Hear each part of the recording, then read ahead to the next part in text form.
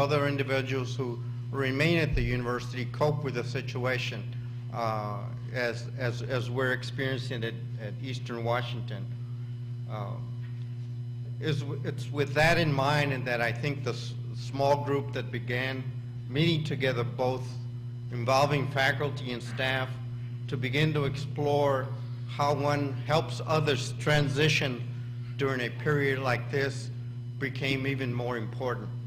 And as I talked to them and had the opportunity to exchange with them what they were listening to, what they were hearing, and the kinds of concerns that individuals were expressing, that it became apparent that we needed to have a series of events, if you will, that talk to the campus community about how to cope with stress and how to cope with changing situations. With that in mind, what I'd like to do is introduce at least the beginning, some of the group members. I may leave somebody out, but I'm going to take that chance. Terry Ashby Scott, that was one of the members. I don't know if she's here. Jeannie Hinch from Career Placement. L. Thompson. Jeff Stafford. Joe Rogers. Craig Fisher. Bob Queshenbush. Helen Berglund, and Marian Berkman.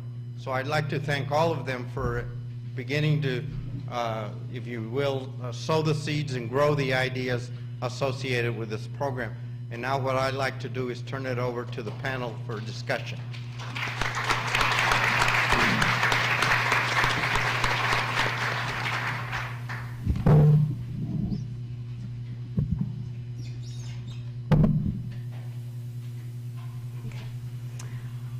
Hi, I want to thank Dr. Ravelo for the introduction, and my name is Miriam Berkman. I work here on campus at our University Counseling Center, Counseling Psychological Services, also known as CAPS. And I want to welcome everybody who's here in JFK, but also those people who are watching us in River Point, and Everett, and Bellevue, and wherever else they might be logged on. What we're going to do here today, obviously, is talk about coping in stressful, uncertain times, and we have a panel here that will do that. I'll introduce in a moment. That'll take us maybe about an hour of our time, and then the next hour will be spent with questions from you.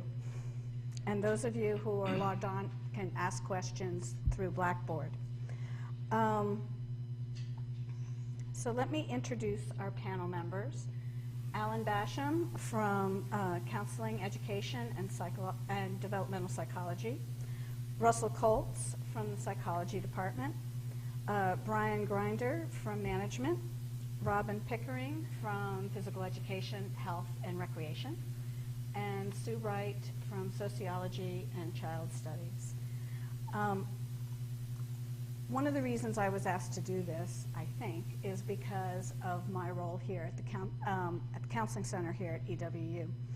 And there is an old Chinese curse known as, that some of you may know, which is, may you live in interesting times.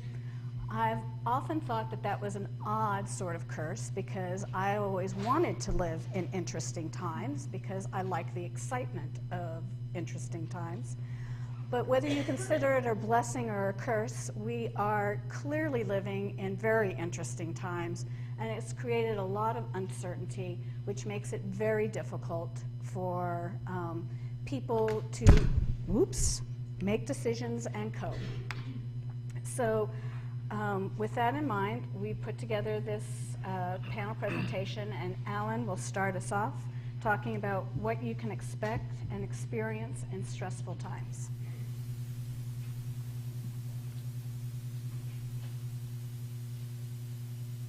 The subtitle of what we can expect to experience recognizes that we have both physical and psychological or emotional reactions to stressful events, whether they're initial or one-time major, potentially traumatic events, or whether they're, as we're experiencing, ongoing uncertainty.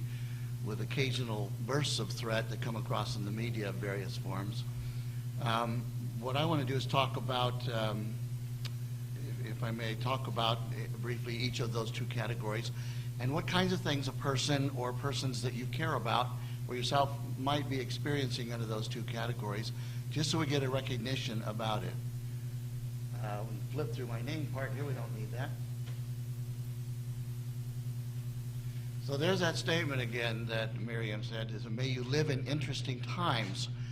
But sometimes what is interesting is what's going to happen to us, and it doesn't always feel good when we speculate about the answers. And by us, I mean both individually and collectively, because we are a community. Another way that I have thought about this is this concept that's also Chinese called Wei Ji. And Wei Ji is a word for crisis. But it's actually made up of two characters formed together, one for danger and the other for opportunity. It implies that whatever else happens, there is threat, and that when it's over, however we've coped with it, things will not be as they were before. Change can happen, and sometimes it'll feel good, and sometimes it won't. But as we respond to crisis, certainly outcome end up being different. On the physical side of what we can experience because of the stress in our environment, it really comes from our development of and our existence as a species, or any species whose survival is in part dependent upon its awareness of its surroundings. And our body is capable of and is programmed to have certain kinds of reactions when there is danger. It's instinctive. And when that danger occurs, we do things in our body to help ensure our survival.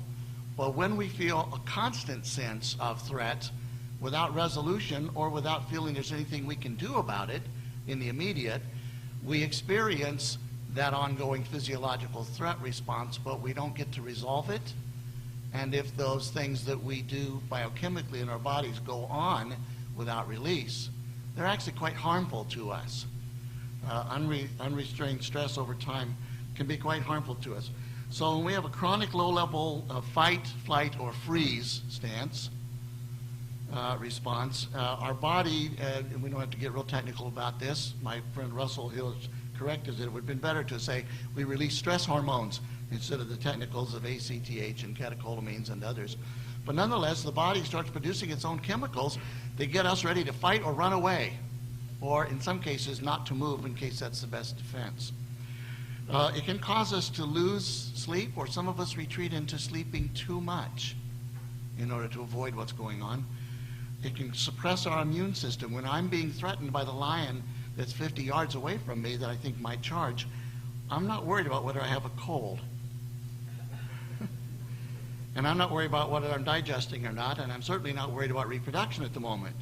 All of those systems get deflated by these stress hormones, which in an ongoing way isn't good for you, certainly isn't fun. You can get increased weight gain because of some of these stress hormones. Some people lose their appetite, but again, that's because of being in a fight or flight tension. It's really hard on the heart because your heart beats faster, but your blood vessels are clamped down in order to get the blood out to your extremities better, to the muscles. But your heart is pumping faster against blood vessels that are closed down, which is good when you're in danger, but not if you're not in danger. And again, the constant sense of stress that we experience is as if we were physically in danger, but we are, for the most part, not. And then, of course, there's the result of many of these things, and that is we can just become irritable, physiologically irritable, and occasionally lose our objectivity. We take everything personally as the physical spills into our normal sweet-tempered objectivity. Psychological responses, what happens to us when we're under stress and worried a lot over a period of time? Well, one is potentially, and some people react differently than others, one is anger, especially if I believe that the situation I'm in is because of an injustice that I perceive, that it wouldn't be bad or threatening for me if it was fair. So if we have a perceived injustice on top of the anger, feeling like what's happened to us as a community or to us as individuals is not something we cause, but it's affecting us, that can lead us to be doubly angry. There is discouragement. I look at the future and it doesn't look good. There's anxiety, and people who have normally a lot of what we call state anxiety, they just tend to be tense, wired people already. they become even more anxious. And people who normally kind of easygoing and go with the flow can become anxious as they experience what we call a state of anxiety. So trait and state anxiety really are different for different persons, but they can all increase. There's what I call reflective disengagement. That is, this is so hard, so sad, so scary that I'm going to tune out in order not to feel it all the time. And it can cause us to be less motivated even in our work. And it can lead to, even in our community or among those that we're closest to working with, can lead to a sense of isolation. I'm not really going to be cared about here. I'm just a number. What's going to happen to me? They'll go on without me, and they won't even remember me, especially if my job is a threat. So there's a sense of being isolated where once I was attached to those I was working with and for. It can lead to, individually and collectively, kind of decreased morale. And decreased morale often leads to decreased productivity. So at a time when the load might be increasing, I've experienced that in my own department, maybe some of you have, the load is actually increasing, not just next year, but this year. There's a sense of which we have to really work at staying motivated and stay on top of it, even in the face of what looks like an adverse future. Grief and depression are possible. I realize I haven't been flipping through all these for you. That's because I'm an absent-minded professor and fully qualified for that. So it can lead to reflective disengagement, decreased morale and productivity, grief and depression, and that comes from real or imagined loss. I'm sad because of what's happening. I'm sad because of what I think is going to happen. And sometimes people who are in quite secure positions go through a lot of grief and loss because of what's happening to people around them that they care about that's maybe not happening to them as directly. And then, of course, there's guilt, sense that, well, back up now.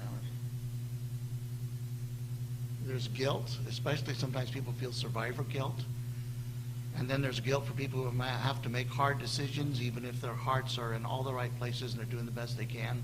They still have to make hard decisions, and when you're responsible, it feels badly, even if you have no option. All those things we can feel. All those things are normal. All those things in their own way are painful. And the last one, of course, is we can end up feeling a sense of mistrust and suspicion about the process and about each other. The final thing that I want to indicate for us then is there are some things that are important as we work together and build together and make hard decisions together. The only option we have as a community to get through this in any kind of good style is to stay centered, and my colleagues are going to talk about these things at some greater length. We need to stay centered, stay focused, not get distracted by what if or if only. Stay healthy, learn to take care of ourselves, because going through stressful times requires that. Stay connected to each other and those who care for us at home as well. And stay constructive so that whatever efforts we put in are positive instead of adding to the problems. So we do physical strain on us, and we need to be aware of that and minimize the adverse consequences. And we have emotional strain on us, and all I know is that carrying that alone is not the solution. That being with people who care for you and saying what's going on is very, very important. Thank you, Alan. And now that we know what it is we're dealing with, what it is we have to cope with, Russell is going to talk about mindfulness and psychological approaches to coping as a way to help. Can you hear me now? Is that okay? I should say when Jeff came and asked me if I'd do something like this, we were talking and I said, oh, that would be great. I could even do like a half-day workshop. And he said, well, you can have 10 minutes. So those of you who know me well know that it normally takes at least a half an hour to introduce what I'm going to talk about. So I have a red timer and I'm starting it now. I know I cheated with that 30 seconds there. I get that. So to pick one thing to talk about in 10 minutes in terms of dealing with stress, if the theme of Alan's talk was stress is bad, the theme of mine will be so cut yourself a break. What I'm hoping to suggest to you is that one way of dealing in difficult times is to approach one's life, and that's external experiences and internal experiences, with a willingness to work with reality just as it is. And I'll talk a little bit more of what I mean there. We will all face situations in our lives that are inherently difficult, that will inherently involve suffering. We all grow old. We all get sick. We all die. Most of us will end up having our hearts broken a time or two, maybe lose a job, things like this. And this just comes with the territory. If you have a human life, it's sort of just the way it is. And as I've developed as a person, as a psychologist, one of the things I've learned is that a major determinant of a happy human life is how we work with these difficult situations when they arise. And oftentimes, we don't work with those situations very well. Oftentimes, we respond by catastrophizing and saying things like, oh my gosh, this is terrible, this is horrible, it's awful, right? How will I ever live through the fact that my yogurt's past the expiration date? I mean, Or we then, at least we have the sense to observe that we just freaked out about the yogurt, or maybe even something serious, like maybe losing our job. And we say, well, that's stupid, I shouldn't be responding that way. Or look at how weak I am for feeling scared. Look at how sad I am. And I'm here to tell you, while all of these responses and all of these things that we think and we tell ourselves and all those things make a ton of sense, it's like pouring gasoline on the fire of your suffering. Does that make sense? We've got the situation. It's difficult already. So one of the best things we can do is to work with the situation as it is, work with how we're responding as it is, and not make it worse. And so this is sort of what I'm talking about today. See, I've spent a quarter of my time just introducing it. This situation we're in now, actually, with this sort of ambiguous but potentially dire circumstances, reminds me of a joke someone told me the other day about this son who got a very brief letter from his mother saying, "Start worrying, details to follow." It's sort of like that. What I'm suggesting to you is that it's possible for us to accept whatever the situation is that comes and whatever our emotional response is to that situation. I don't mean like it, I don't mean we, but sort of in a, well, this is it. This is what's on my plate right now. This is what I have to work with, and try to the extent we can to refrain from labeling and catastrophizing and, the situation or ourselves. And if we can do that, it creates some space to work constructively with the situation.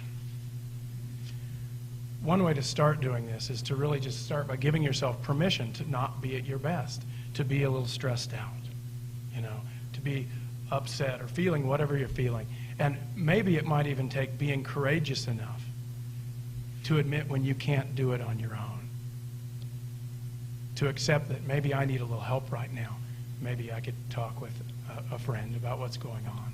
Maybe I could even talk with a counselor. Maybe I could do something, right? But that's hard to do. It's a courageous act to do that because it means accepting I can't do this all on my own. Sometimes it means being courageous enough to say, I can't handle this situation right now, and give yourself a timeout before you say something to your coworker or your spouse or your children that you won't be able to take back.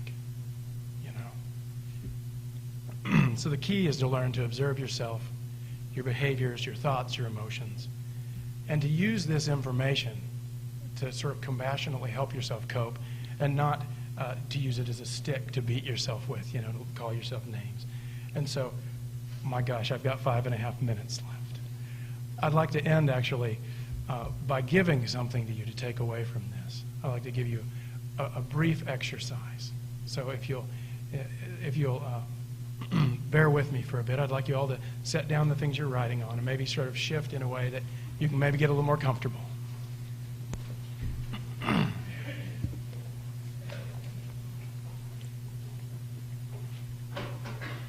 If you're comfortable doing so, it might be helpful for you to close your eyes, or maybe drop your gaze, unfocus them. And I'd like you to focus your attention on your breath. Just notice it. And as you notice your breath, I'd like you to inhale normally. But as you exhale, I'd like you to exhale more slowly than usual. In and out.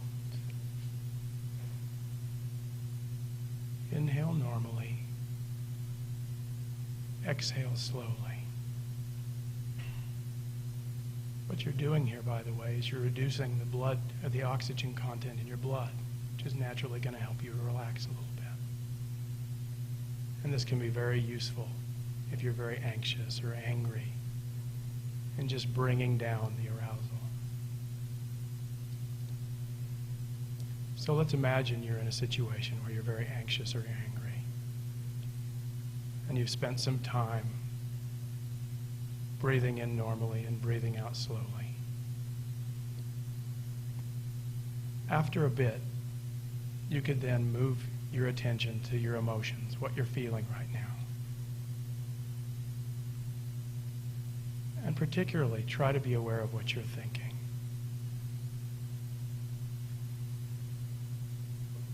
Just notice your thoughts. Watch them. What are you thinking? Are those thoughts contributing to your emotion? If you're angry or scared, are they making you less angry or scared or more? Just notice the thoughts. You're watching them on a screen. And maybe have some knowing that they're just thoughts. They're not necessarily reality. Just notice them.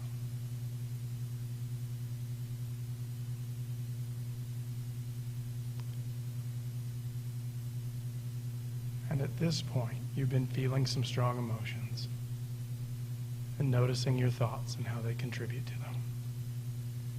And now I'd like you to try something that you almost never do at all. I'd like you to let those thoughts go. Just let them go. And gently move your attention to your body. If you're feeling any tension or anger or other emotions, try and notice where in your body do you feel that.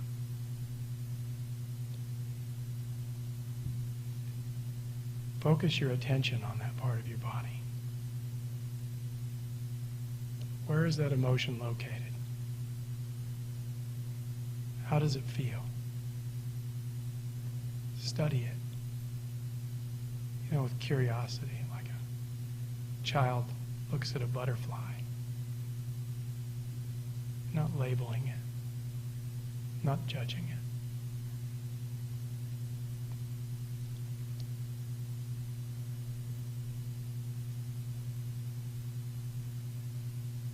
Notice your heartbeat, your breathing. Is your tension in your forehead, is it tight? If it is, you can relax it. In fact, wherever you find tension, maybe let it relax. But mostly you're just focusing your attention where the emotion is. Our tendency when we experience negative emotions, when we experience hard things, is to run away from them. But deep down, you already know that that doesn't make it better. What I'm suggesting to you with this exercise is that you can go into it and you can stay with that sensation in the body. Spend some time with it, and what you will find is that over time it'll reduce. And those emotions that seem so unworkable, suddenly you have a way of working with. And as I have 13 seconds left, you can open your eyes. And this is just the exercise. Breathe in normally, out slowly. Attend to your thoughts and emotions, and then go into where your body is. That's all. I'm all done. Thank you, Russell. If you want to hear Russell talk more and practice more mindfulness exercises, Tomorrow, Russell and I will be doing a presentation as part of the student workshops, but faculty and staff are invited on mindfulness. It's actually called Mindfulness 101, Learning to Relax by the Count of 10. We'll be doing that in Pub 261. And at this point, Brian, you want to talk about managing our finances? Good thing we're all calmed down now. Yeah, after that's right. I get the cards here. After that, I'm ready for a nap. One of the sad realities and sad certainties, if I'm reading the latest missive from the president correctly, is that certainly some of us here at Eastern Washington University are going to lose our jobs. And over the course of my career, I've been in a situation where I've been unemployed for 6 months or more. And in other instances, I've been in a position where I had to lay off people because of budgets and so forth. And neither of those are pleasant situations. They are learning experiences, but they're not very pleasant. In fact, one time during a budget cut, in an effort to save other people's jobs, I fired myself. It didn't work, so those people still lost their jobs, but I think about our mental health experts here and our psychologists thinking, and now here's a real case. Why is that guy yelling at himself? But in my brief time, I just want to focus on a few things. One is one of the basic tenets of good personal financial habits, and that is to spend less than you earn. Spend less than you earn. Spend less than you earn. Now, sometimes you think, well, duh, but that's a very basic tenet. And if you can do that successfully, even through hard times, you'll be okay. And for some of us, I know that probably pink slips are coming soon, but this is a great thing to try. If you can spend less than you earn, things can be better. I've been reading the biography of Cornelius Vanderbilt by T.J. Stiles. It just came out, and he's trying to separate the myth from Vanderbilt's early life when he was ferrying people across the New York Harbor from Staten Island to Manhattan. And one of the things that he knows for sure is that Vanderbilt very early on purposed to do exactly this, to spend each week less than he earned. And what's important about that is that he set a time frame. We can say I like to spend less than I earn, but if we look at it a year at a time, it's probably impossible to determine whether we've actually done that. And so if we can set a week or each pay period, I purpose to spend less than I earn, then we can measure it. If we can't measure it, we don't really know. Now, earning, that's pretty easy. If you live on a paycheck, then what you earn, that's pretty easy to find. Tracking what you spend is a whole other issue entirely, and that takes some effort. And it helps to develop a budget. And I can't go into all of the ins and outs of budgets, but I do have a website that I think would be very useful if you've never done a budget before. That's mint.com, MINT.com. And this is a website that can help you do things like create a budget or plan for retirement, get out of debt. It has things for student loans. It'll actually allow you to draw in all of your financial information and try to make sense of it. One hint for those of you who don't know if you're spending less than you earn is if you have credit cards that you can't pay off at the end of each month, guess what? You're not spending less than you earn. So, just a couple of other points, and I'll pass the mic on. An important thing to do when you're in financial stress is to talk about it with other people. First and foremost, talk about it, about financial issues with your family. Don't just do the silent thing. Many of us grew up where we don't talk about money, and it's a cultural thing, and we really need to talk to our families about it. We need to talk to our spouse or significant other about it, and we need to talk to our children about it. I know Sue is going to talk a little bit about how, which would help me. But it's important that we do this. Why do we have to cut back? Why have I lost my job? These are things that can really scare our children. You can also get great ideas from your family about how to cut back. Your kids are pretty smart. They know places where maybe we're overspending, and so they can help you with that. And then a side benefit of this is spending time with your family. That's some of my greatest memories, is spending time around the table with my current family and with my family as I grew up. This is an expensive thing to do. It doesn't cost anything, and it reduces stress. So spend time with your family and talk about these sorts of things. Don't give it the silent treatment. And finally, if you get behind on payments, when you get into financial distress, that's easy to do. And one of the things that's very important is to talk to your creditors about this. If you can't make that payment, talk to your creditors. They will help to arrange maybe different kinds of arrangements so that you can make payments. The worst thing that you can do is to avoid them and to wait until they start sending bill collectors your way. Then it's too late. But if you can talk to them, oftentimes they know of different programs and so forth that are available that can help you. So please talk to them. Don't use those debt reduction services you hear advertised on television and the radio. Those will only tend to get you into more trouble. They're in it for primarily to make money, so please stay away from those. Other things you might consider is debt consolidation. In really stressful times, sometimes it helps to consolidate your debt if you talk to your bankers and other creditors. Sometimes consolidating debt can reduce your payment and make it a little more bearable. And then finally, I wanted to talk about some resources that are available.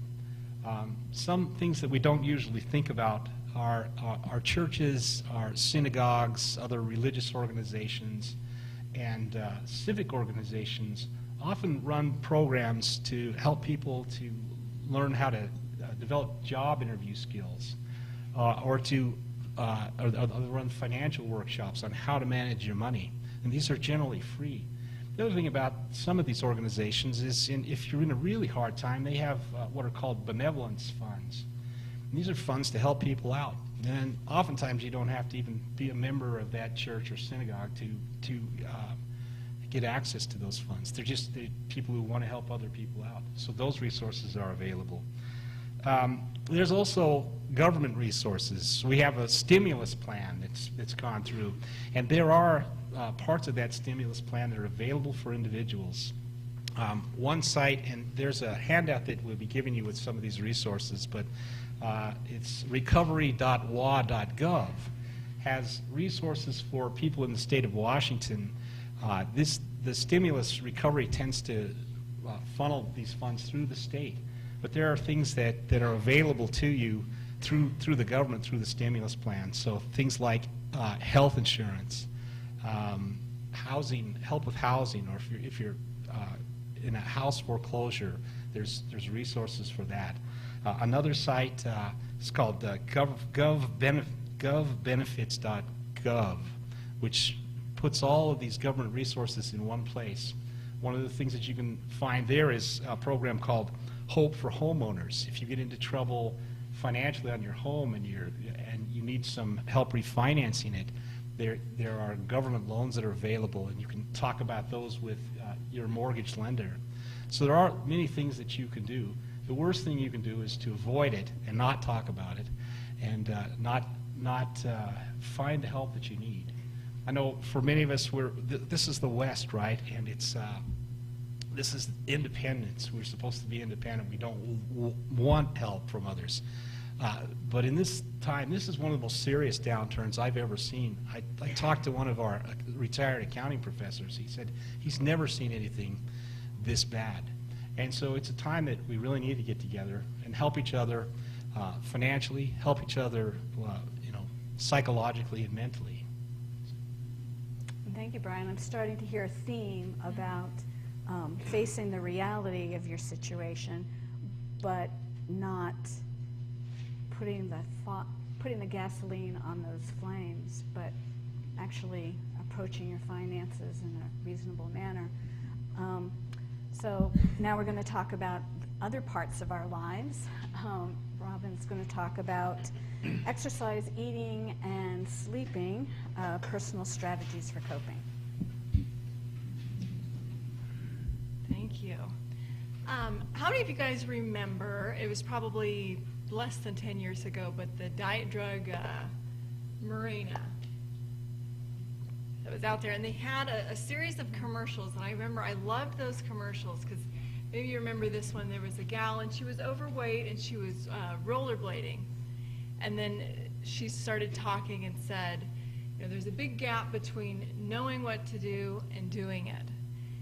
And ever since I saw that, I've thought about that, and it's so real when it comes to our health behaviors. I thought, man, the gap between the knowing what to do and the doing it is so huge. You think about eating behaviors. So we sit down to eat. We know we're no longer hungry, maybe even full, but we keep on eating, right? Not logic driven, not logic driven. Health behaviors often aren't logic driven, but driven by something else.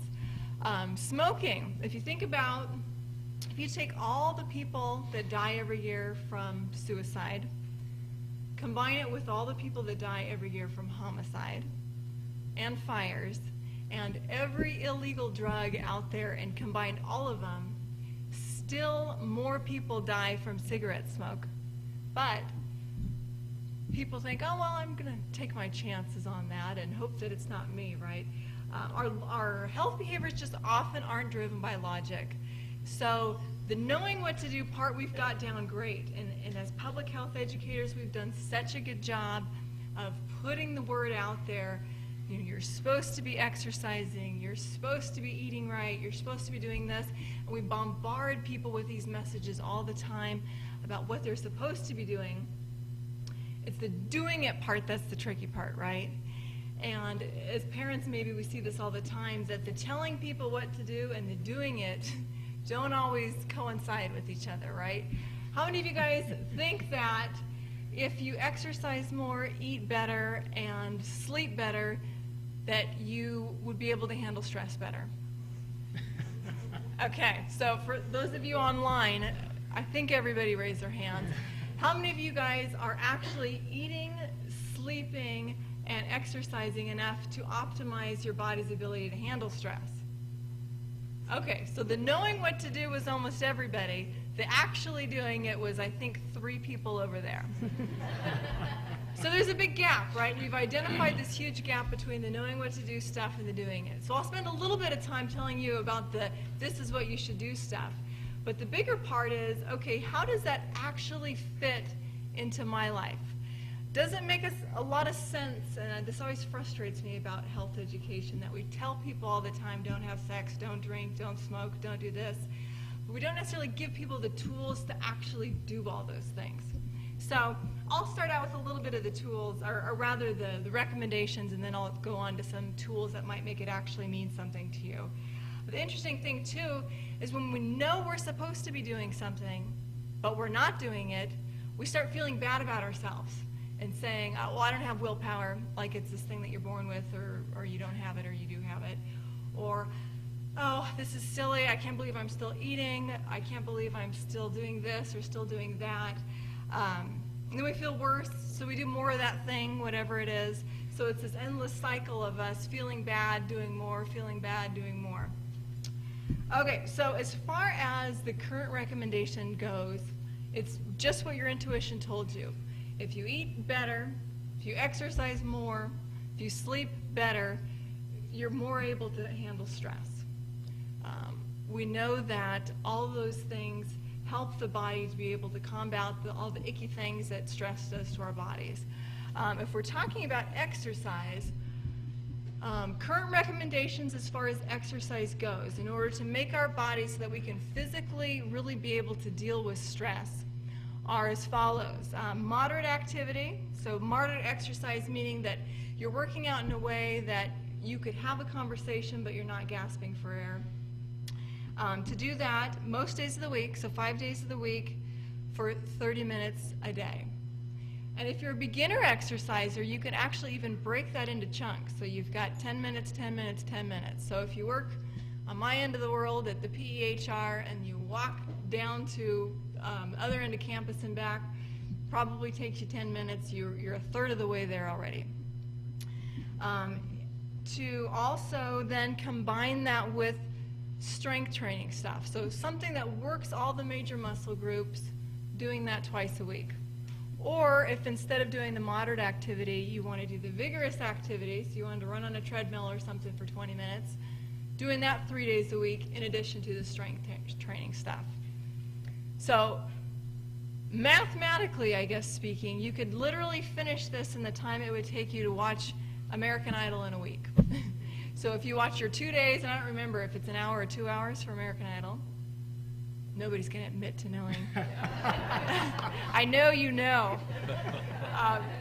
In a week, you could prepare your body to basically withstand a lot of the stressors that we're facing. Okay, what does exercise do? Exercise specifically will actually increase the amount of white blood cells circulating through the body, so that temporarily, if you're faced with pathogens of some sort, illness, germs, you're actually able to fight it off better if you have recently exercised. Also releases hormones that actually make you feel better. So I'm sure our psychologists will tell you it's one of the first things you tell people when you're feeling down in the dumps, go exercise. Also manipulates the hormones in a way that as you are faced with certain stressors, you will release less stress hormones as a result of stress. So it kind of sets you up to be in a better position for the future. Also has long-term effects on increasing the functioning of different organ systems, the heart, the lung, different parts of the body, and then actually makes your brain shrink less as you get older. So there's another bonus too with exercise. But those are kind of the current recommendations as far as setting your body up to be able to deal with the stress that we'll encounter. Also, food, eating. Good nutrition is a good way to better your odds of not getting sick when you're faced with stress. So when your body is under chronic stress, it starts to deplete certain vitamins and minerals. The vitamins are some of those antioxidant vitamins. So the vitamins that aid in your immune function, protect against heart disease, protect against cancer. When you're chronically under stress, your body sort of gobbles up more of those antioxidants. Also certain minerals, also B-complex vitamins. So it's wise that if you are anticipating or you're currently under lots of stress, to really make sure that you're maximizing the consumption of those foods. So when we're talking about antioxidants, fruits, things like berries, raspberries, strawberries, blueberries, all those good ways to go. Vegetables, chili peppers, cabbage, peppers, artichokes, even Brussels sprouts. Dried, yeah, there is a reason for Brussels sprouts actually. Dried fruits, apricots, prunes, dates, nuts, cereals, all those things, good sources of antioxidants, big ones to make sure that we keep up on when we're dealing with stress. As far as the B vitamins go, things like turkey, liver oil, tuna, so all the good ones there. Bananas, potatoes, all of those good foods to keep up on when we're under stress. As far as the minerals go, I kind of put a few of those pictures up there. We thought those were enchiladas. Actually, it maybe looks like enchiladas, but it's really fish. They're fish. Enchiladas could be good too if you use a whole wheat. I know he was sad that I was telling him to actually cut out enchiladas. You don't have to cut out enchiladas. But those are some of our mineral foods that we can kind of keep up on. Broccoli, green leafy vegetables, nuts, peanuts, and then also keeping up on iron. All those can be depleted during times of stress. Here's the part that always makes me really popular at parties. Top right corner here, foods to probably avoid or eliminate or at least reduce during times of stress. Alcohol, a coping mechanism for a lot of people, but what it really does is it can drop our immune function over time. So moderating how much alcohol, and also caffeine. We drink caffeine because it keys us up, right? It makes us feel like we're ready for the world. But what it does is it inflates our jitters, I guess you could call it. And then when we're faced with stress, where we even escalate even higher. Sugar does similar things in the body. So those are the ones that we kind of want to keep an eye on and reduce. Comfort foods. We tend to eat comfort foods when we get stressed out. So lots of high fat, lots of high sugar. All those things tend to not only aid in the weight gain, but also create fluctuations in our blood sugar. So those are the ones to kind of think about in times of stress. But the biggest thing, and I know I was supposed to talk about sleep, but I'm getting the card that I've talked too long. Sleep is an important one because that's our restoration time. So making sure that we make a place for sleep. 8 hours is pretty much what most people need, but if we can function on a little less, that's okay, but that's basically our restoration time, so we really want to think about that. But the big thing we want to really focus on is figuring out, how does this work for me? I know what I'm supposed to do, but how do we do the doing it part? The doing it part, if I talk for 2 minutes, is that going to throw me off? Okay. This is the best part, and I wasted all my time. Okay. This is the doing it part. The how do I connect with making this work for me? And the first thing is, what is my vision for my personal wellness? So if you were the best you, if I painted a picture of the best Robin I can think of when it comes to stress management and health, what would that look like? What does that look like for me to be the best I could possibly be? And if you really take time to envision what you want to be, then you can take a look at, how does the behavior that I'm currently having fit into that picture? Does it match up? Does it not even come close? If I didn't change anything, and this is a good one, if I didn't change anything, where would I be in 5 years? If you continue to deal with stress the way that you do now, if you continue to eat the way that you're eating now, exercise the way that you are or are not exercising now, where do you think that might take you in 5 years? And really spend some time thinking about that. Where does that fit into your vision? What are the details of your best experience? And this is a good one. Most of us at some point we're doing better or pretty good at something that we want to do well at. So maybe at some point you were really managing your stress well. Or maybe at some point you were really exercising well. What did that look like? Did you have friends that exercised with you? Did you have, were you bringing your shoes to work? Were you doing it on your lunch break? What were all the details of your best experience? And how can you take pieces of that and make it work for you? It used to kill me how many people say, well, I hate running, so I'm not going to exercise. Okay. What do you like to do?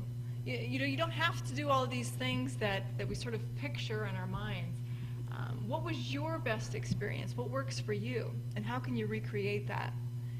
And then how does your environment support your vision? This is a big one. When I used to be a personal trainer, I'd have these clients that would say, okay, I'm going to start working out more. So I bought some new shoes. I bought a treadmill.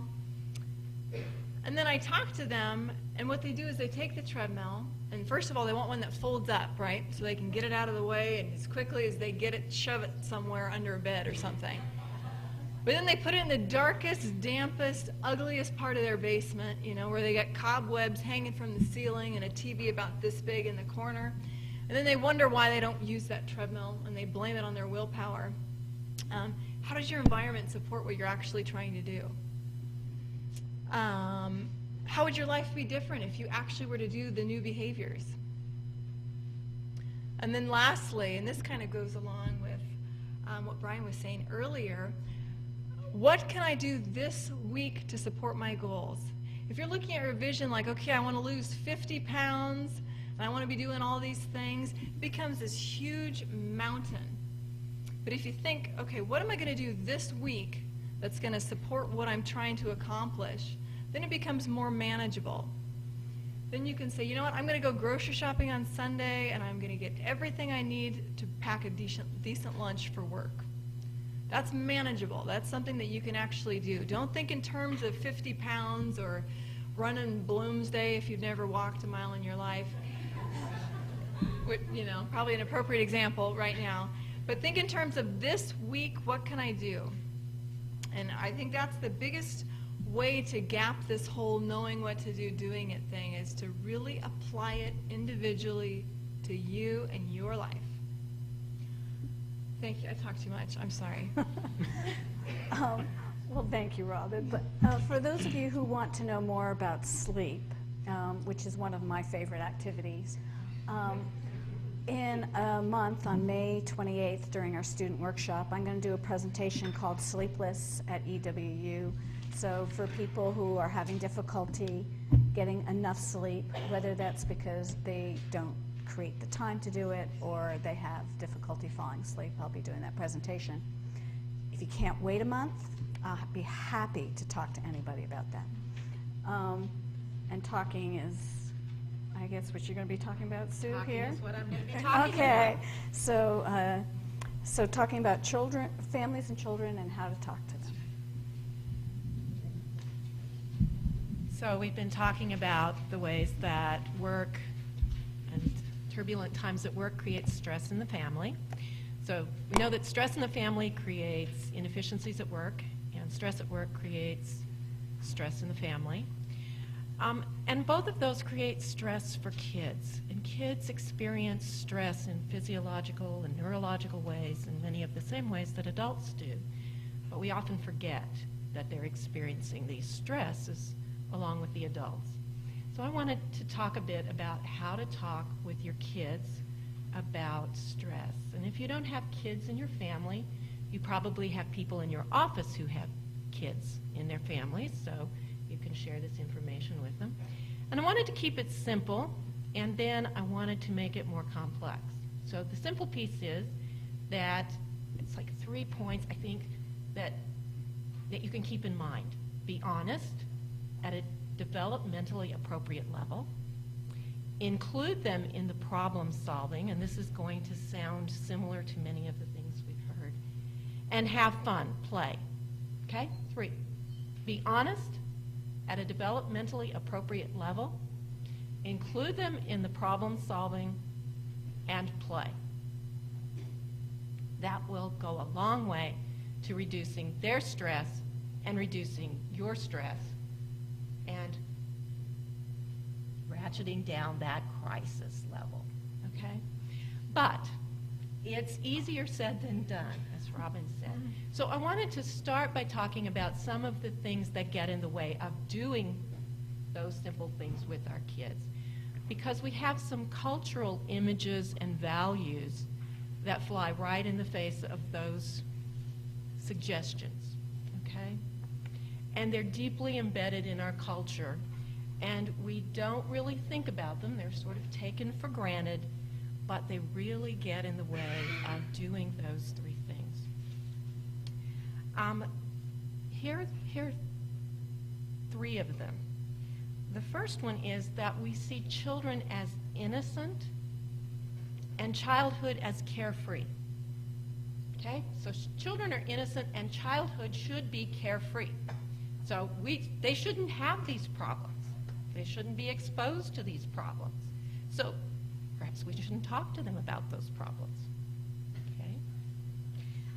The second one is that parents are responsible and families should protect their children. So again, it gets in the way of talking with your kids about these problems. Parents are responsible. They need to protect their children. You protect them from these outside problems. Don't talk to them about those problems. And the third one is particularly embedded in our culture, and that is that families are private, and that family issues shouldn't be discussed outside the family, and that if you, as a parent, discuss these issues like finances with your children, that might get discussed outside the family. So that creates an issue. So you don't talk about these things with your kids, okay? So all three of those things can get in the way of being honest, inclusive, and playing with your kids. That children are innocent and childhood should be carefree, that parents are responsible and should protect their children, and that families are private and family issues should be kept inside the family. So all of those things can keep us from talking with our kids, okay? So we want to unpack those things.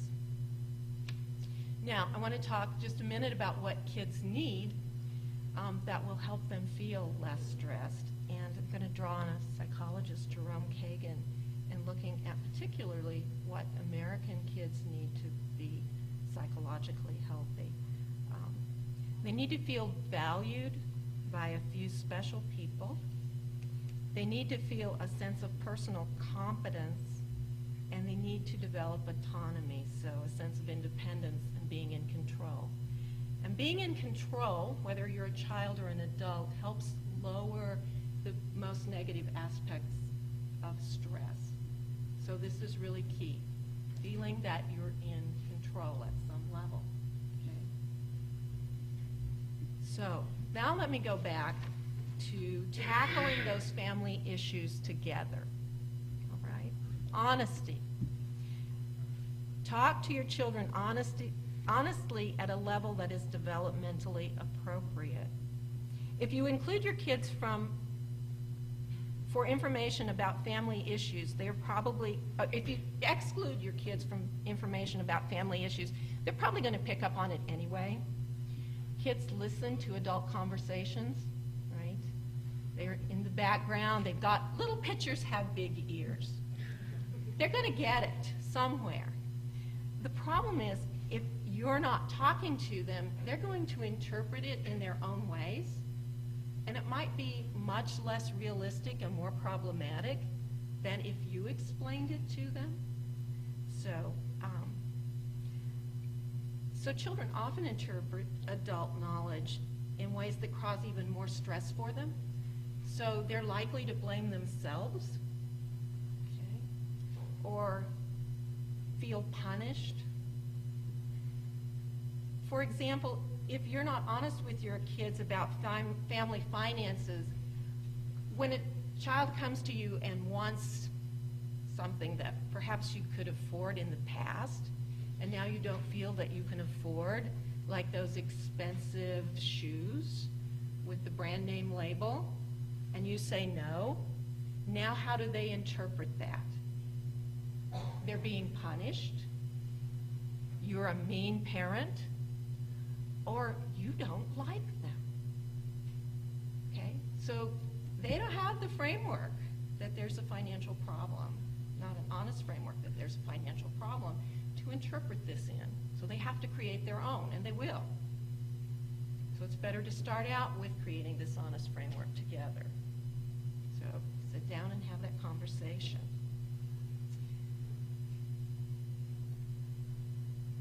So you might be trying to protect your kids by not talking about that problem with them, but in the long run, the message that you might be conveying is that you don't trust them, and then they feel like they're not valued, they're not competent, and they're not in control. So their stress level is going up. So be honest with them. Inclusion.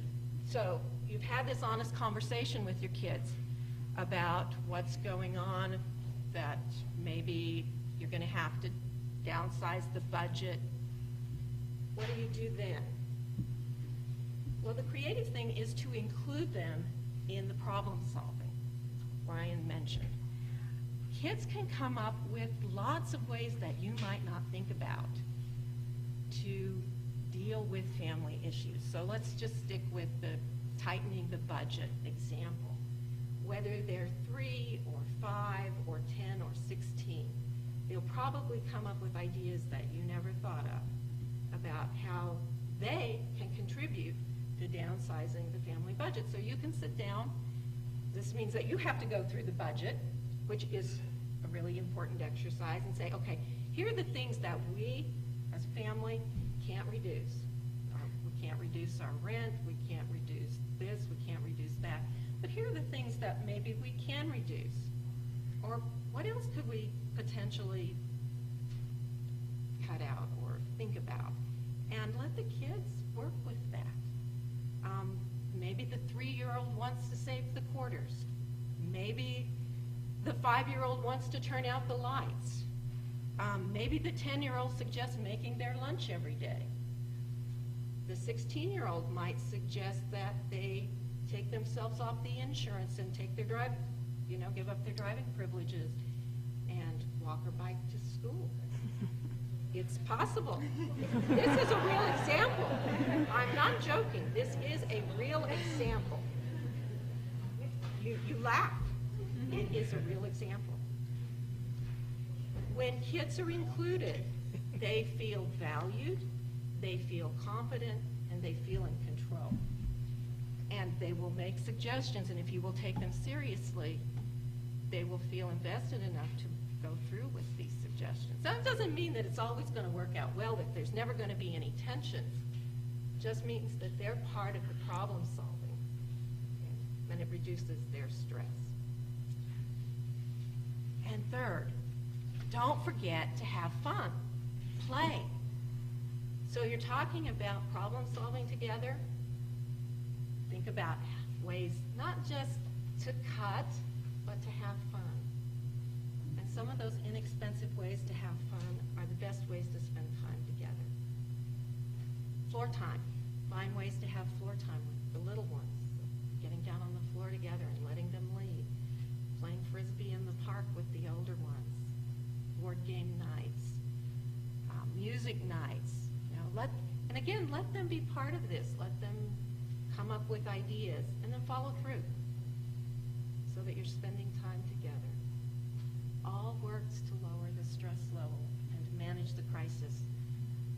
What you don't want is to, and there's one more piece that really gets in the way, and that is that we're a culture that's in a hurry. We don't have time. We don't stop to take the time. And when we're in turbulent times, often we're into those places of isolation or depression before we know it. So we really need, it's good for us as well as the kids to stop and take the time to do this before we're too far into building a crisis and depression and isolation that we can't do this. I made it. Thank you, Sue. Thank you to all our panel.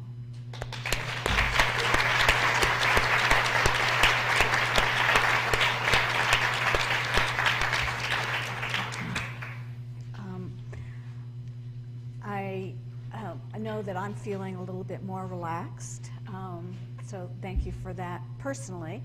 And I'm sure people have questions that they want to ask, so raise your hand. I will try to be really good at looking all the way around and making sure I don't miss people. And, these are just join the sessions. These aren't people who have actually have questions yet. But those who are logged on can put their questions up as well, and I'll check on those. Are there any questions? Yes, Lynn.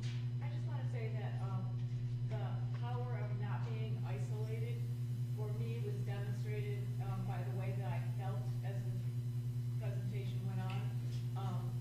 I felt like this was a group that had expertise and caring, and that all of us are here for similar reasons, and that's why I think I feel better as you do.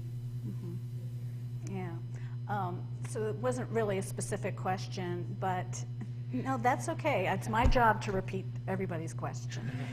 So I will repeat your comment, which is that sense of isolation and being alone was relieved just by the fact that we've all come here together, that this group of people have come together to share with us their expertise about how to cope. And so just that very piece of working together helps relieve the isolation and calm you down.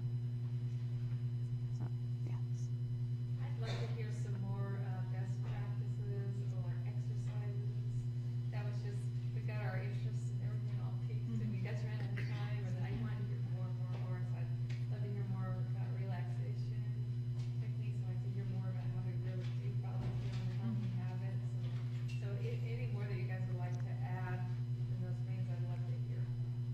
Okay, so the request is for just a general addition to best practices from anybody, but particularly about how to relax and how maybe to motivate yourself to exercise or engage in healthy behaviors, or maybe even about how to motivate yourself to work on your budget. So, I guess, you know, to just say one thing, I felt like Sue said something really important there when she was talking about play, which is that we are in such a hurry, and we spend so much time, you know, doing this or doing that or doing this, and when we're feeling pinched, there's this sense of we need to do more. And I think one thing that can be very helpful, you know, we could spend a half an hour going into formal relaxation exercises, but you know what would be better than having an extensive exercise that you never do would be to remember, you know, a couple times a day to just pause. You know, just give yourself 5 minutes to just, you know, just sort of be, and kind of let your brain unpack, and you know, maybe even in that 5 minutes, think, what could I do that would bring some positivity into my day? What could I do with my child? Or what could I do maybe to make my meal a little healthier, or to fit in some exercise? But even before that, just to take a few minutes, just to sort of pause and, you know, take a few breaths and just not do a whole lot of anything. So I guess, you know, you're asking me for something to do, and I'm saying, don't do anything. You know, create some space to not do anything. And that maybe you might find that that can be helpful. yeah. I'm If I going could, to, are you going, Robin? no, We're all go on excited ahead. to talk. You can talk, you can talk. Shall I go? Go ahead, Yeah. Alan. I just want to make a plug for something that ties into several things that were said here. That is that in addition to the health benefits, as in, you know, weight management and help sleep better and all that, of exercise, the moderate exercise, when we have all these stress chemicals in our body that our body manufactures in response to the threat, whether real or imagined, that we're experiencing in crisis times, those chemicals don't go away unless we use them up. We have to move. They're designed to help us to move quickly and to save our lives, right? Either fight or flight in most cases. And if we don't exercise, we just become filled with these hormones, and they do really negative things to us if we don't use them to protect ourselves, which we used to have to do when we lived very close to, I mean, when I was under threat several thousand years ago in my ancestor form of actually being something's lunch, I never had to worry about, you know, whether or not I was getting enough exercise. Are you kidding? Okay, but now you see we're under stress and our bodies haven't evolved to deal with technology and the city and all that. They just haven't. So those very natural hormones stay in our bodies, cause us to collect fat on our bodies, cause us to have strain on our heart, cardiovascular system. If we don't move, not only do we not get the added benefits that especially Raman was talking about, we get all the negative stuff that the stuff designed to save our lives actually do to us when we don't move. So one, walk. If walking, you don't have to be in great shape to walk, just slow down a little and then you'll be able to go fast later. To walk, and I really want to stress it, and while you're walking, either have a really good talk with somebody who you care about, who cares about you. It's healing for the soul, reduces stress. Or quit thinking about everything and notice the natural world around you. How many times have you walked across the, I forget what we call that circle out in front of the pub. What is that called? Mall. The mall, yes. I apologize for not having that in my memory banks. How many times have you actually gone up to one of those trees when they're blooming and looked up close, carefully at that thing, that if there was only one of them in the universe would be an astounding thing to see? When you're walking, pay attention to nature, because one of the reasons we're so easily stressed is we're completely split off from the fact that we are nature. It's not there's humans and then there's nature. We are nature. And if we lose connection with it, we're more stressed and isolated than ever before. So pay attention to stuff. One of the reasons children are healthier than we are, not just physically, is that they are low enough to the ground that they notice stuff when they're walking and running around. So notice stuff. It'll help. I promise you, okay? And you can thank my Cherokee grandfathers for that one. I want to address some of that too, because even in our most stressful times, there are pleasurable things that happen in our day-to-day lives that we don't pay attention to. So if you think of that, for example, walking across campus and not just looking at the beauty, but feeling the air on your skin, feeling your muscles move and taking in pleasure in that. When we eat, and this is a good way to help kind of reduce unhealthy eating or overeating, is actually pay attention to the food you are consuming. So getting up in the morning, when you take a shower, to really feel and notice how pleasurable it is to have that water spraying on your body. And when you go to bed at night, how lovely it is to snuggle into your bed. And you'll find that it can really start changing some of the things that we're talking about here. And I'll shut up and let you talk, Robin. We all like to talk. That's why we become professors, right? So we can listen to ourselves talk all day long and get paid for it. When you mentioned best practices, it made me think of some best practices that exist as far as how do people go about changing their behavior. So if you get inspired today and think, okay, I'm going to start exercising more, what goes into the actually doing it and sustaining the behavior? And what we found is strongly correlated with the actual doing of behaviors is what they call self-efficacy, or your actual confidence in your ability to do it. So then it becomes, okay, that's great. How do we build our confidence so that we can be more likely to do the stuff? And two of the ways that we build self-efficacy or build our confidence is through what they call mastery experience, or remembering back to a time when we were successful, which I kind of already talked about. But the other one is vicarious experience, or seeing the success of similar others. So seeing people like us succeed. So if we can manipulate this and surround ourselves with people who are trying to do the same things, that are about in the same position as us. So for example, if you want to start jogging because you want to be able to do Bloom, say, or whatever, great idea to find people that are about in the same shape that you are to start it and then hold each other accountable. Bad idea to find super runners to help motivate you, because we find that doesn't work so well.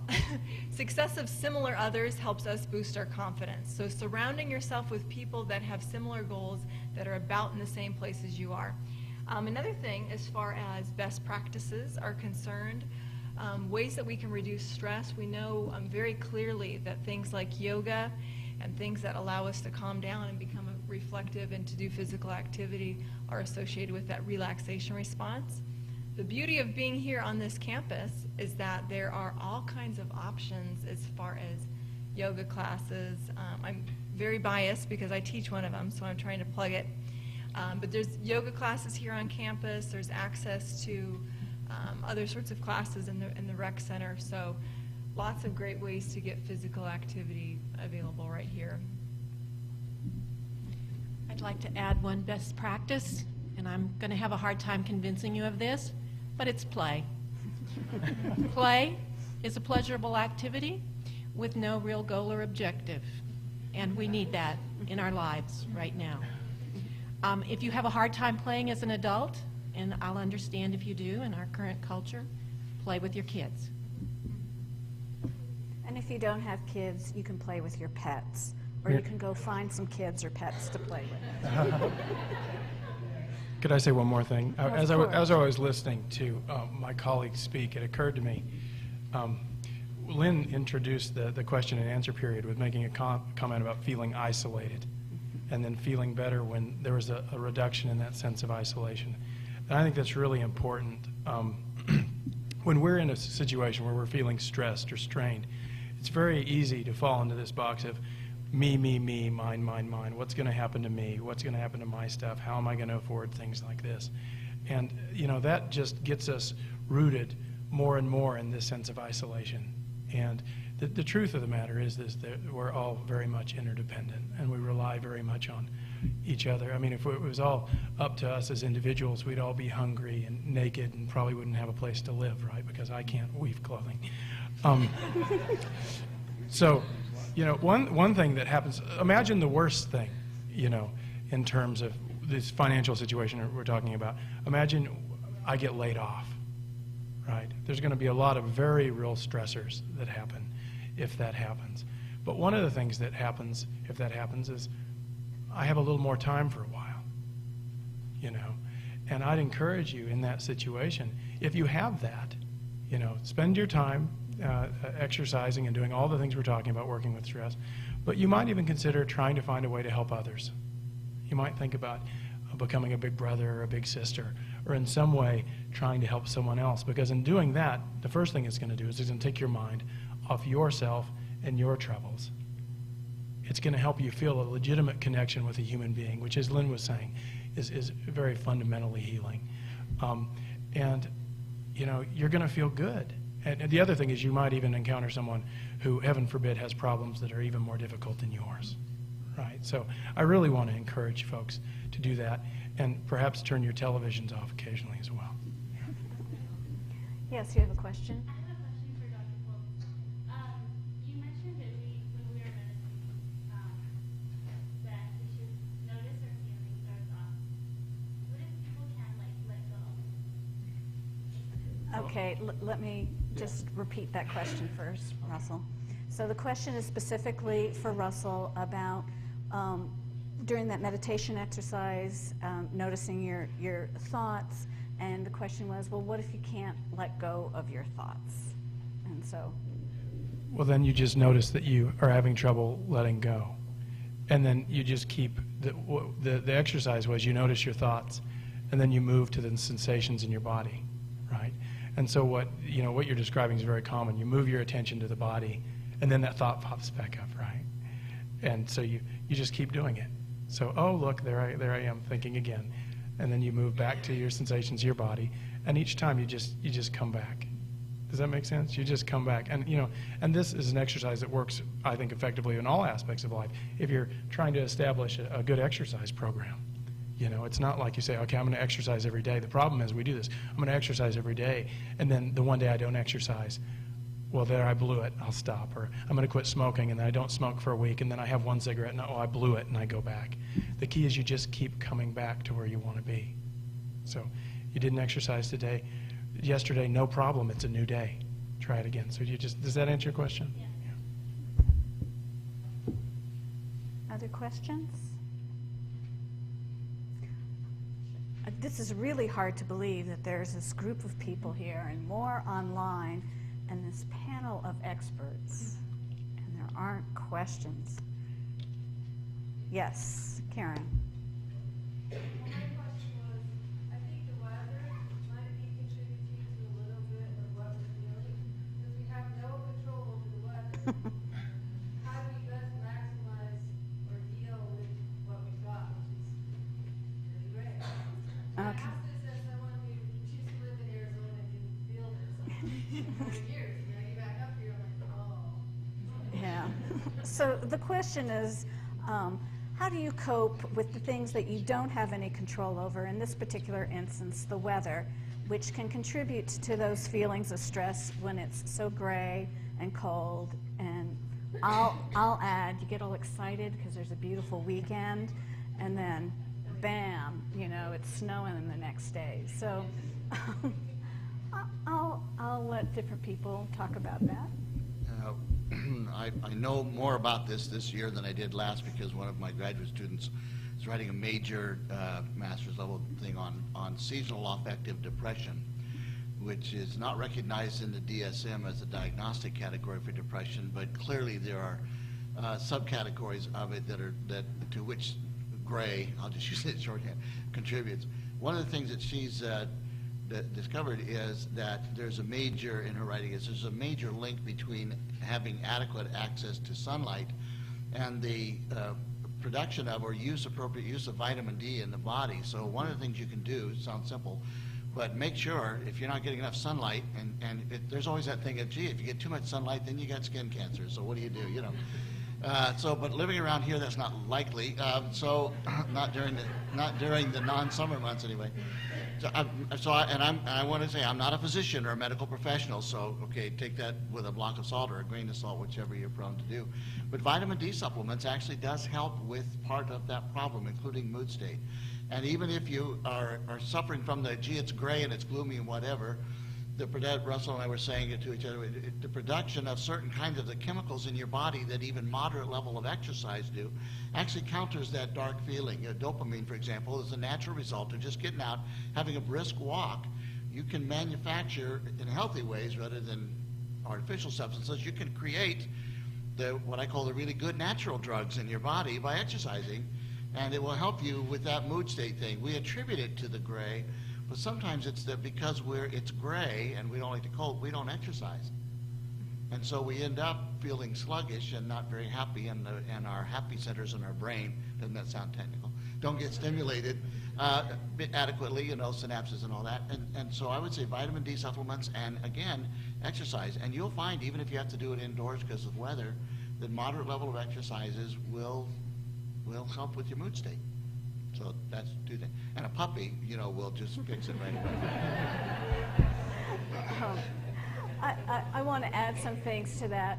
At CAPS, we do have a lamp that's specifically for people who are struggling with seasonal affective. It gets called disorder. I'll talk about that in a moment. But and so you just sitting under this lamp it's not a tanning lamp.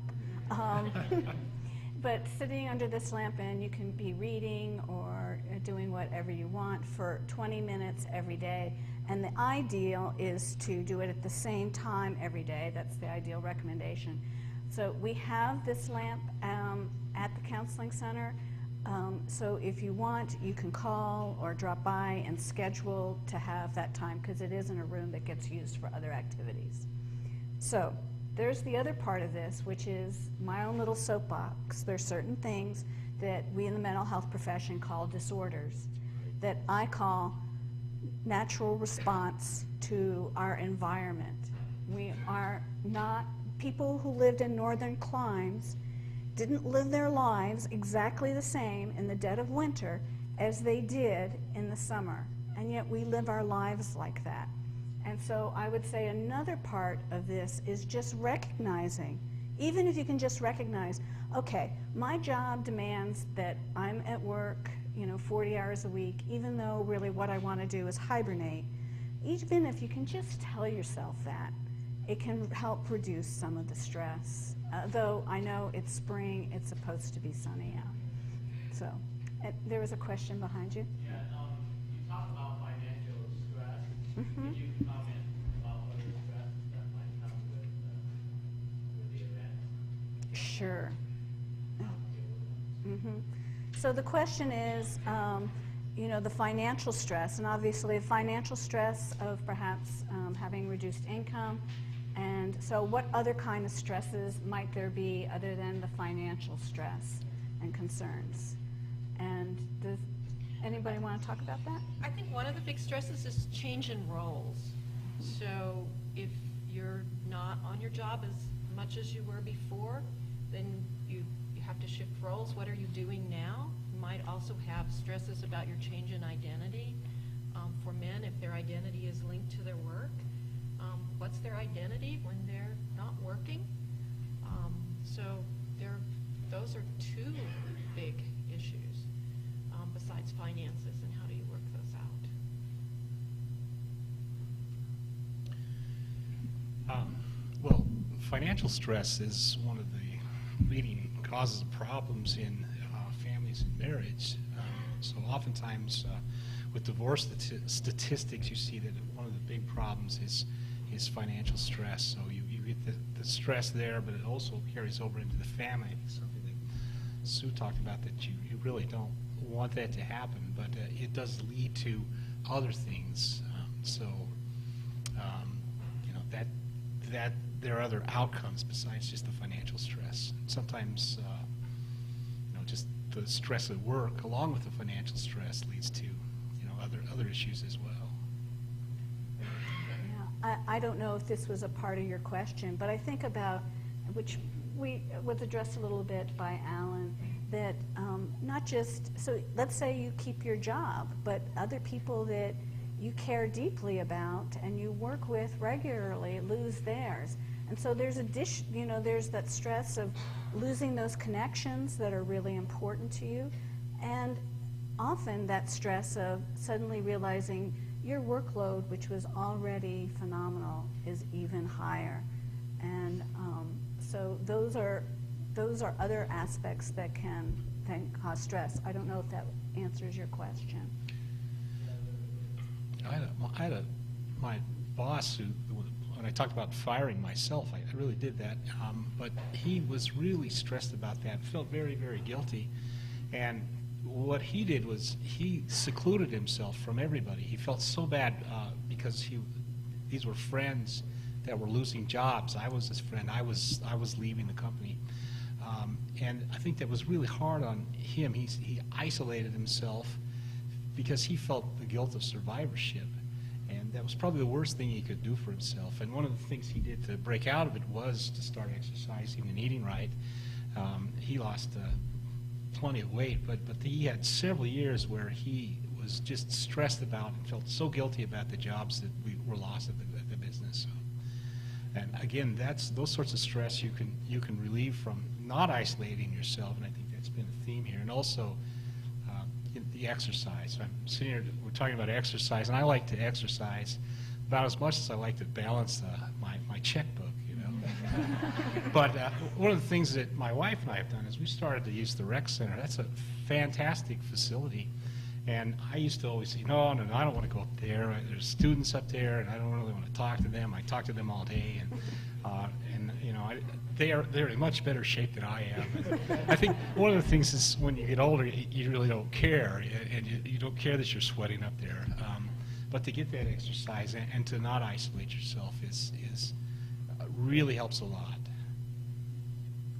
I think touching on the idea of the marital stress problems that can come, they really can come from one of two major places. One is where one person blames the other. If one person loses their job in a long-term partnership and one person loses their job, the other person can get into the blame game. If only you hadn't, we wouldn't be in trouble.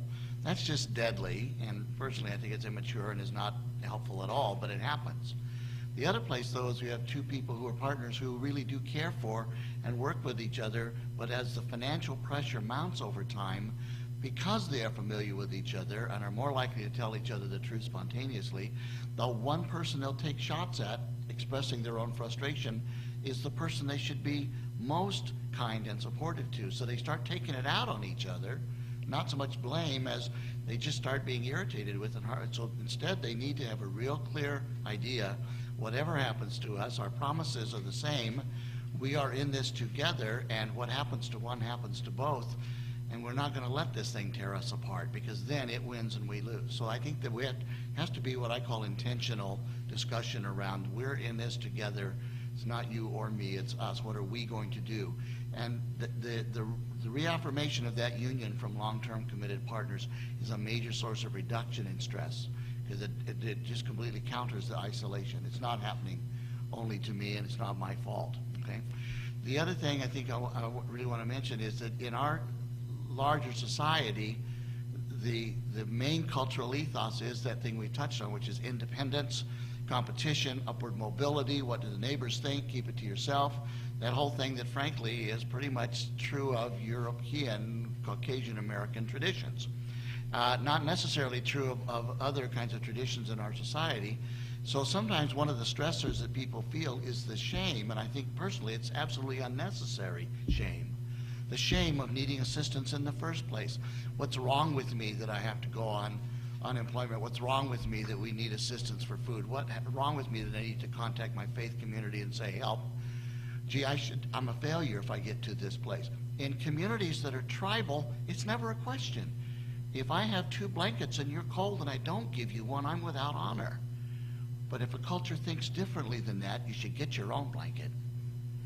Then there's an unnecessary sense of shame that is profoundly, and I think unhelpfully, culturally mandated. And that can produce a lot of stress in people who feel like there's something wrong with them, that they've arrived at a point where tribal cultures just assume, well, let's, you know, somebody's got a broken leg, we don't expect them to hunt. We feed them. Right? And we need to have more of that, I think, in our society, but it's very stressful for people to go through that sense of it's not okay to need help. It really, really hurts them and creates more stress. I'd like to add one more thing here. John Gottman's work with couples at the University of Washington, he's drilled down, he has a phenomenal rate of predicting whether heterosexual couples will be able to stay together. 94%. Yes. 3 minutes he can predict with 94% accuracy whether a couple will stay together over the next 3 years or not. And so what he's done is to really drill down into that and look for one thing that could be used to help couples build a stronger relationship by reducing the stress, which also reduces the stress for their kids. And that one thing is a communication technique. And it's that the men can listen to their wives in a way that the wives feel like they're being heard. That the men listen to their wives in a way that the wives feel like they're being heard. So it's not, oh, you should solve this problem like this, but I hear you. And that the women express their internal dialogue in a way that their husbands understand it, and it's not mind reading. So the women have to be able to explain their internal dialogue in a way that their husbands can understand it. And that, I guess it's two things, but it's really sort of wrapped up together. That communication technique will improve the chances what he's been doing is using that as an intervention technique with couples that he predicts will split up, and among those that he's 90% sure will split up, half of them then stay together using just that one technique. There's actually a book from two of Gottman's students, Notarius and Markman. The title of the book is We Can Work It Out, and it's the model that Sue is talking about. And with every marital therapy set of clients that I work with, although I don't work with too many anymore, being at CAPS most of the time, I'll assign them to read that book, and oftentimes I'll assign them to read it together out loud. But if you do one thing for yourself in terms of book, We Can Work It Out, or I give it to everyone I know who's getting married. As a professor, you get invited to weddings and things like this. So I had one last thought related to your question, sir. You were saying, the question was, what other sources of stress are there? And we've talked about a number of them. But one of the things that hasn't been spoken of yet, that probably the reason all of you are here, the reason we haven't spoken of it is it's hard to speak of. Just ambiguity. If you look at the events that human beings as a species tend to find stressful, the two characteristics that most commonly describe those events are uncontrollability and unpredictability. So not knowing what's going to happen and not knowing what you can do about it, right? And we really struggle with that. And we're all, if you're in this room, probably you're experiencing some of that in your lives as a result of this. We all are. And, you know, there's only one sort of response that I know in terms of dealing with being in that situation, and it's to sort of examine the way we cling to the illusion of control in our lives, and to maybe try and find some way to accept that, you know, yes, this is unpredictable and it is uncontrollable, but in truth, most of my life has been a lot more uncontrollable and unpredictable than I recognize. If you look at your lives, you're going to find that there was a lot of chance circumstances that contributed to you being here at this point in your life that you had no control over, that you couldn't predict at all. And so maybe the answer, instead of saying, I'm going to exert control over this uncontrollable, unpredictable situation, is recognizing that, you know, thus far in your lives, you haven't had nearly as much control or predictability as you would like, and you've done all right. You know, you're here and you're alive, and, you know, you're all breathing, so I can tell that there's more right with you than wrong with you. Yes.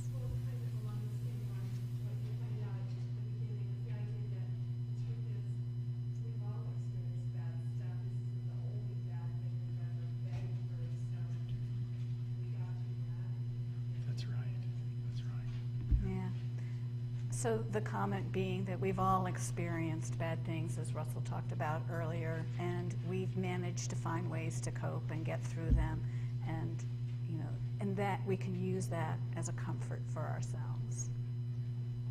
So, Karen? How do we recognize colleagues and students who may not be coping so well in order that give them assistance? Okay, so how do we recognize when our students aren't coping well? Or colleagues? Our colleagues, our students or colleagues aren't coping well, and help them get assistance. I don't know, Alan and Russell, if you want to talk about that. I talk about that all the time, so I can, unless there's something you want to say. Well, I do want you to jump in with this too, Russell. One thing is, it's quite simple. It's depending upon the degree of familiarity you have with them, how well you know them as a person, how much you have a sense of how they tend to be in life. If you see changes in them that seem to be adverse, if they seem to be gloomier or unhappy or frazzled or easily brought to tears or irritable, but clearly they're not the same person they were prior to their experiencing the beginning of whatever crisis is happening in their life. You need to watch those changes, and typically it's a normal human thing to say, gee, I don't want to risk offending them, so I don't want to say anything. I don't know, well, only the most irascible of people would ever be upset if you looked at me and said, are you okay?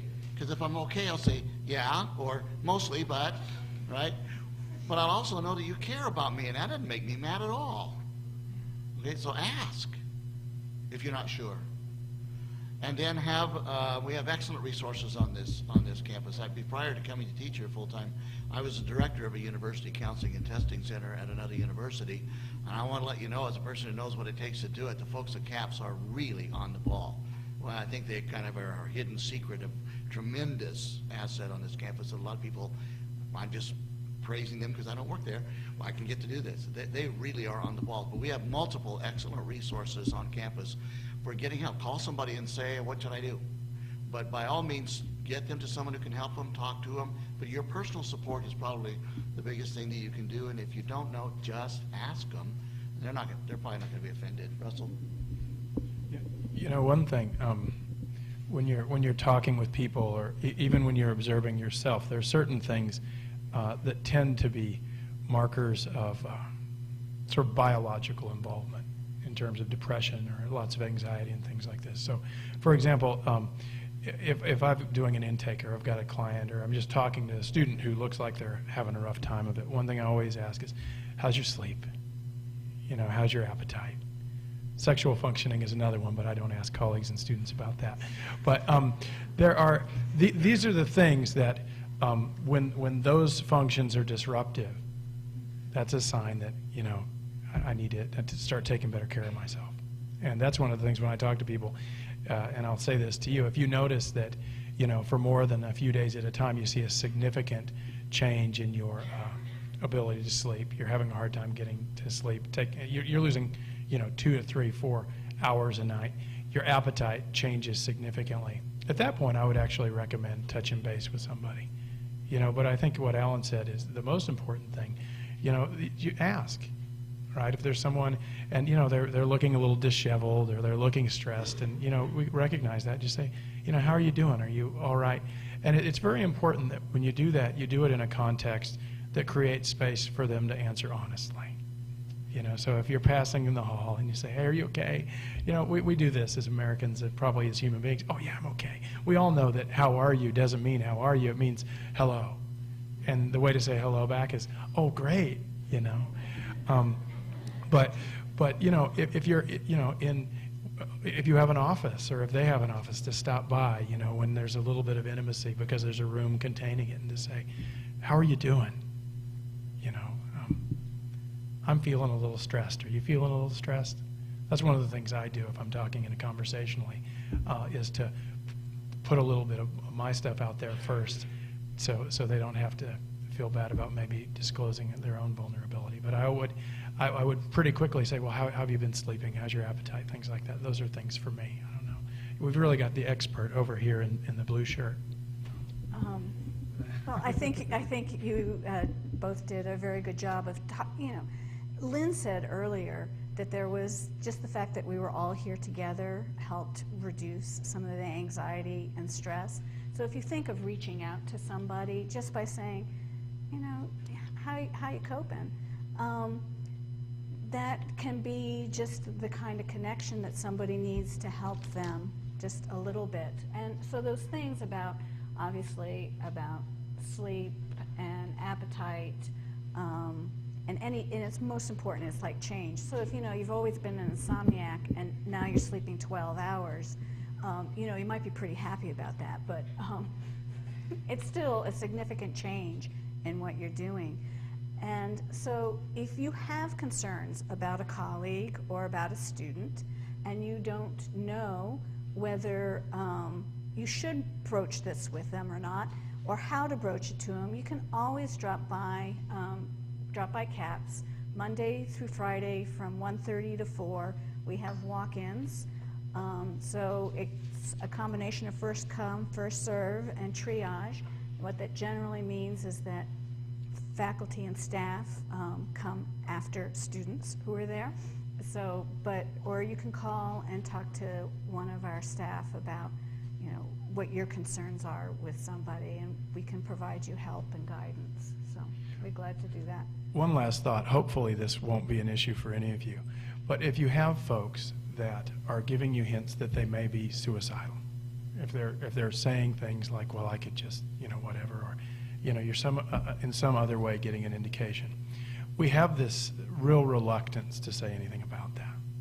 And I can assure you, in that situation, the best thing you can do is to ask someone, look, you've told me you're pretty stressed and you've said these couple comments. Are you thinking about hurting yourself? Has that crossed your mind?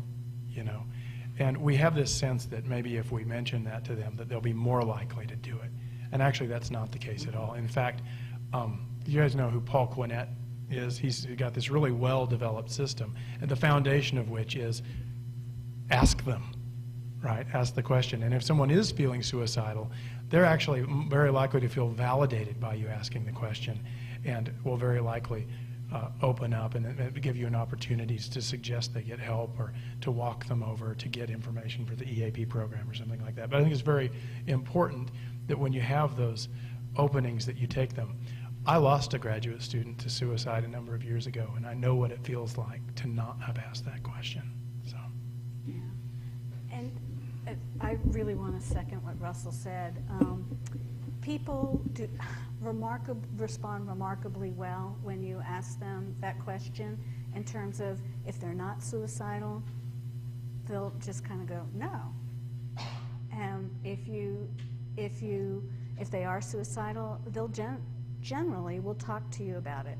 And so I want you to know that, again, at CAPS, we could help you if you want to broach that topic with a colleague or a student, or obviously with a student, you can always just walk a student right over to the counseling center if need be. But with a colleague especially, I helped my husband, who is a typical non-emotionally expressive man, ask that question of one of his colleagues, and it went remarkably well. And so, and I also want to highlight, we do have, these blue flyers that you got. Some of it in the front is about a lot of the fiscal coping strategies. And by the way, Student Financial Services, Karen and Stuart and Student Financial Services will also sit down with you and help you manage your budget.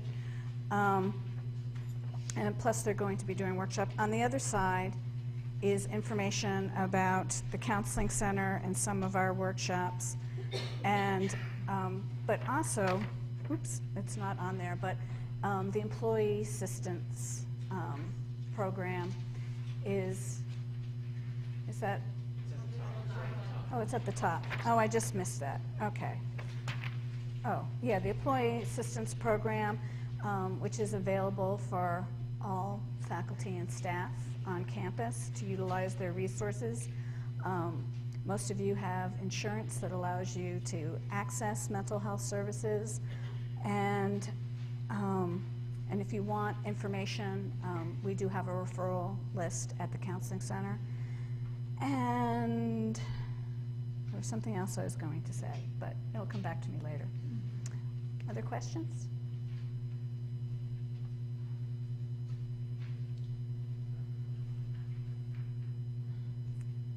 Oh, everybody's left the session? So, yes. This is more of a comment than a question, really, but going back to the idea of best practices and relevance mentioning how many great facilities we have.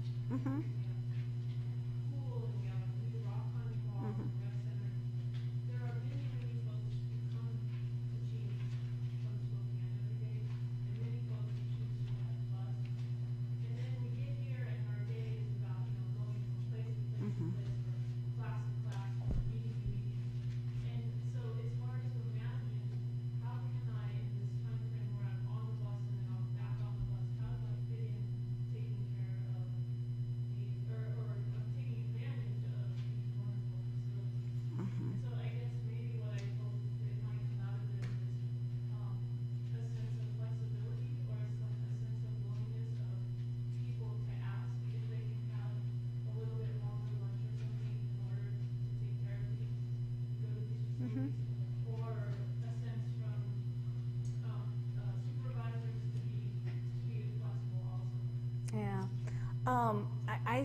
Well, the question is, for lots of people who come here and on the bus and then are busy all day long, can't really utilize the services that we have here on campus in terms of the rec center and the phase and using the pool. Or maybe even just people who have, who drive on campus but have very specific time schedules in terms of having to get places for managing their family. And one of the things I would just like to say, I think that's something that you would have to talk to your managers about in terms of providing more flexibility. I know that at CAPS we're very fortunate. We have an hour and a half during the day, so our center is closed from 12 to 1:30, and that was a decision we made as to have a health and wellness time. And so from that period of time, we are not bombarded with requests for services. Now, obviously, people have tracked me down and other people down during that time period. But I think it's something that, I think it's a great idea, because I think we need that.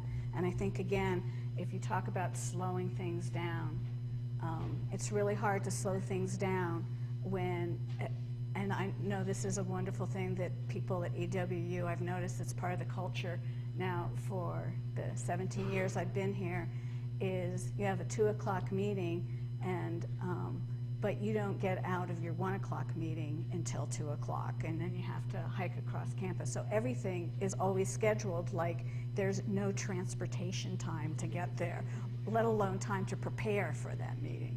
So it's a great comment. I just want to address that too, if I could, because we all have tons of reasons why it's really hard for us to do things. And they're all very valid for us individually. And we all have our own barriers as far as it makes it really tough for me to exercise. And I'm talking personally right now because my daughter's soccer and track practices all seem to land on the same day this year. So it's a constant shuffle of all these different barriers. And when I work with clients, what I'll tell them is, we've all got barriers. The best thing to do is identify what they are. So for instance, if it's not able to work out, that working out at work is going to work for you, that's a barrier, and that's a very obvious, clear barrier. But what I would tell somebody to do if that was their issue was to look at that and say, okay, so maybe I can't do that, but what can I do based on my own environment, my own schedule, etc. I've had a lot of clients when I was a personal trainer that had significant barriers, And the pre-planning, that if we just sat there and said, okay, given the fact that you've got this week, this going on, you've got kids to take to soccer and chess club and whatever else, what could you do this week in order to get closer to your vision? And I think if we think in terms of what we can do instead of what's maybe blocking us, that can at least kind of get us closer to where we want to be.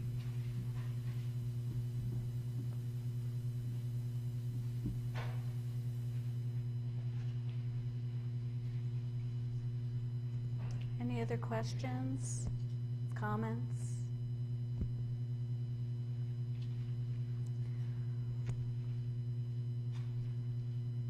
You're just rubbing your face, you're not putting your hand up. Okay, yes.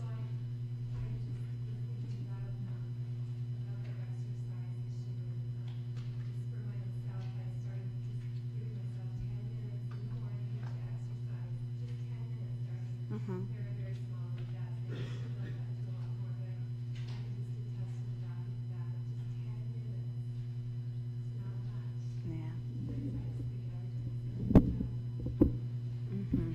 You know, So I just want to say that the comment was about just taking, that she started to take just 10 minutes every morning for exercising, and that has really made a difference for her. And so, you know, looking at those barriers and creating a different way of doing it, and so. I think one major barrier that lots of us have is not going to bed on time because we're staring at late night television or the internet or things like this. And I know I try to keep a regular meditation practice in the morning, but in order to do that, I have to get up at 5 or 5:30.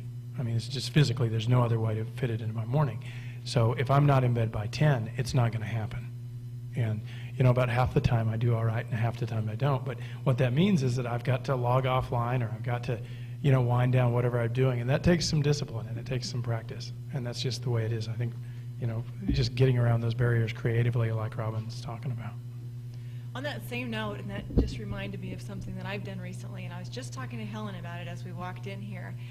If you kind of take a inventory of what you actually spend your time on, because a lot of us don't really realize how many time suckers and resource suckers there are out there. I found when I did this for myself, because I was finding my stress levels elevating, I really took a look at what I spent my time doing, realized that I spent an unreasonable amount of time thinking, what are we going to have for dinner tonight? What do we have in the cupboard? Bailey, what do you want? Kirk, what do you want? You know, doing all that. And I realized that every single day I took like a good 45 minutes of my day figuring out what dinner was going to be. So what I did instead is I decided, okay, this is taking a lot of my internal resources every day. And what I did is I joined an online group called Meal Mixer, where you just put in all your preferences at the beginning of the week. You put in what foods you like, what foods you don't, and it literally spits out a menu for the week, recipes for the week, and a grocery list, itemized by sections in the store. Yeah, I did have to pay for it, but it was only like $60 a year. But literally, it stores your whole family's preference, and for me, that saved a good 3 hours a week of that irritating discussion that happens in the house. So that was the way that I got that out. Another one was my family calls me too much. We have this network. We have all females in my family, and we talk way too much. And when I watch the clock, I'm like, oh my gosh, I'm spending a large portion of my time talking about nothing with my sisters and my mother.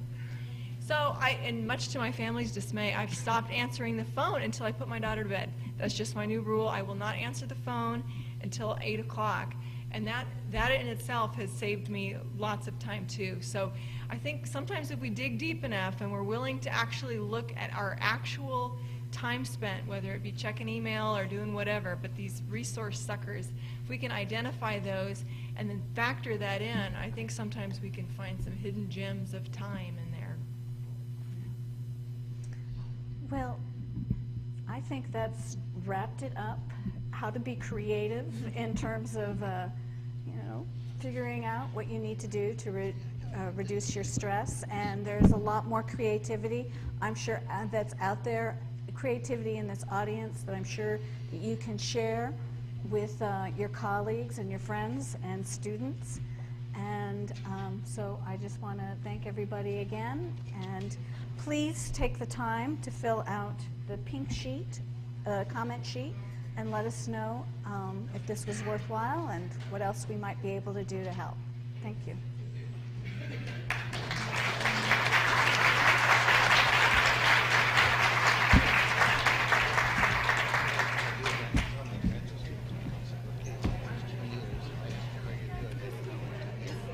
That's right. I like that. They say I'm okay, I say, how are you doing? Yeah. That's right. Yeah, no, this was great. Well, you know, when Jeff came under his comments, I think someone else had already mentioned it. Look at Ellen. An intro sociology class? Oh, okay.